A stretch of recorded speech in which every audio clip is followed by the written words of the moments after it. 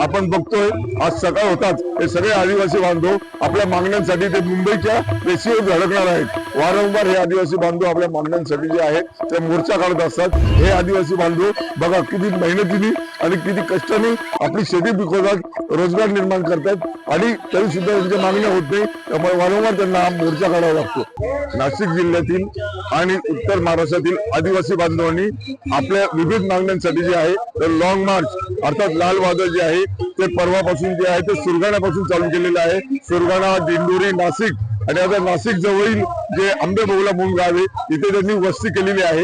काल रात्री यांचा मुक्काम या आंबेबोगला गावात होता। आपण बघतोय आज सकाळ होताच हे सगळे आदिवासी बांधव आपल्या मागण्यांसाठी ते मुंबईच्या वेशीवर धडकणार आहेत।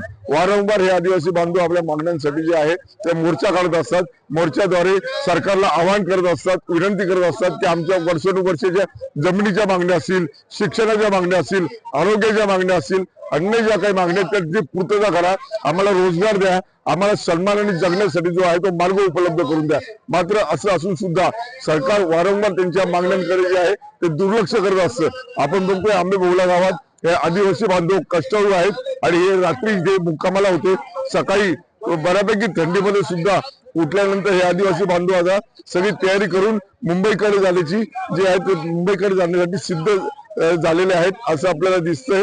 आणि ते स्वतःचा स्वयंपाक करतायत, स्वतःची तयारी करतायत, स्वतःच्या सकाळची जी नाश्त्याची आहे ती तयारी करतायत। इथे आता प्रथम जे आहे ते सकाळी ते ध्वजारोहण आज 26 जानेवारी असल्यामुळे तिथे ध्वजारोहण केलं जाणार आहे।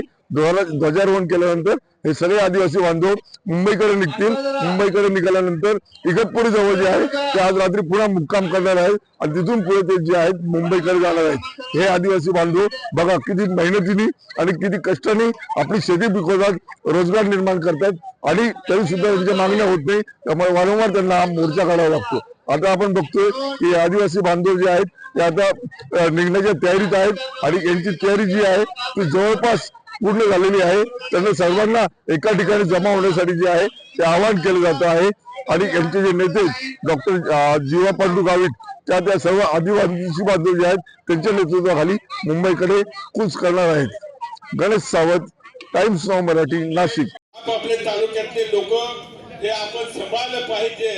आज त्यांनी लोक ओळखले, कार्यकर्त्यांनी सगळ्यांनी सांगला पाहिजे इमानदारी पाळा आणि जरा हे सगळे आपल्या झेंडावंदनाला हजर राहतील। 9 वाजता कलेक्टर कचेरीमध्ये हे उमेश देशमुख हे मंडळी सगळे तिथं जाणार आहे।